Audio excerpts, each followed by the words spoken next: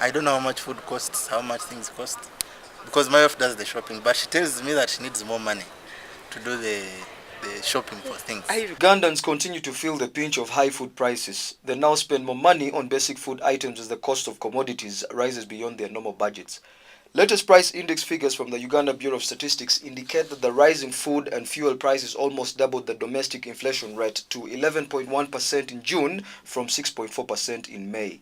Many Ugandans blame government for not tackling the problem of prolonged drought in the country, which has led to the high food prices. This is an aspect that the government needs to anticipate and plan for. When we are planning, when we are making decisions, we need to factor this into consideration. But the fact that we have failed at that stage, then I think we shouldn't blame it on the dollar and all the climate and all that kind of stuff. Ugandan farmers say they can't reduce on the prices because of the extra costs they incur, like the high cost of transporting the produce to markets.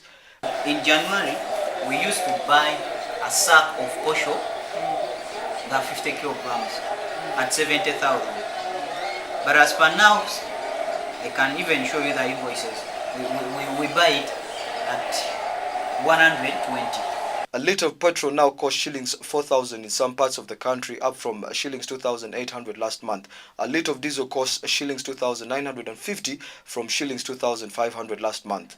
Uganda imports all its oil products from the international markets and they are heavily taxed. For instance, before the hike in food prices, a kilo of beans was going for shillings 1,500, but now it costs 3,000 shillings.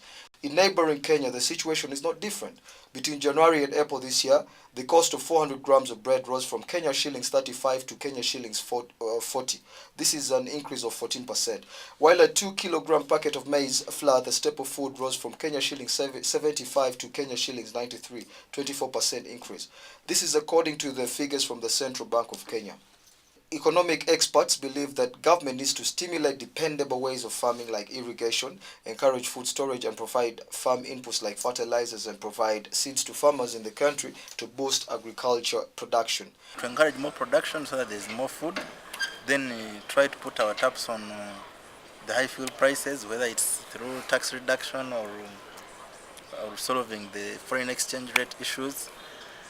But at the household level, we might also want to diversify on the kind of things we eat, if possible engage in some urban farming, because these are things like, if you're really concerned about the price of the food you eat, you need to start to get in control.